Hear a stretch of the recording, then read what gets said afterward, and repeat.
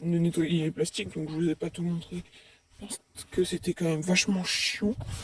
Donc là par contre, j'ai tout ouvert, hein. Regardez, 4 portes et le coffre qui est ouvert, mais il tient plus.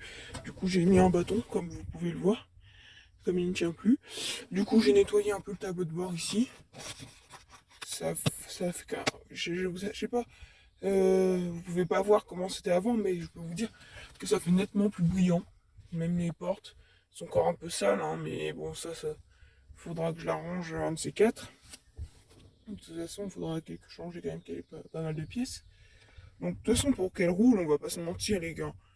On va la rénover comme ça, l'entretenir en vidéo. Mais il faudra quand même attendre au moins 6 ans pour la voir rouler.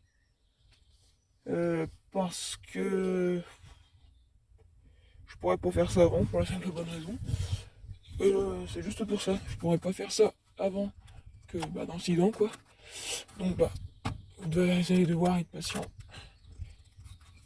Et du coup, attendre 6 ans pour l'avoir enroulé. Donc là, il y a un câble. Alors ça, c'est des vieux trucs parce que j'aurais été un de ces brins là-dedans pendant très longtemps. Même le pommeau de vitesse, je l'ai lavé. Il faudra que j'essaie de retrouver quelques vieilles photos pour le montage, pour vous montrer un peu que ça ressemblait avant.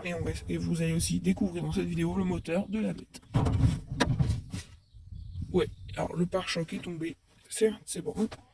Voici le moteur de la bête. Donc il y a quand même pas mal de boulot, comme vous pouvez le voir. Il y a quand même pas mal de rouille. Le vérin tient toujours, hein, vous pouvez regarder, il n'y a rien qui tient. Donc le ventilateur, donc il y a des toiles d'araignée et tout. Le moteur qui est quand même pas mal en plutôt bon état. Puis ici ça, le truc là, ce que vous voyez là, quand on appuie sur l'accélérateur, ça bouge encore. Donc c'est. Voilà, donc là nous avons le niveau d'huile. On va regarder d'ailleurs. Le niveau d'huile qui est. Voilà. Normalement, c'est plutôt bon.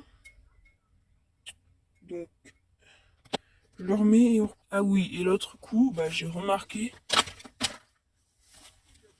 que là, c'est la courroie.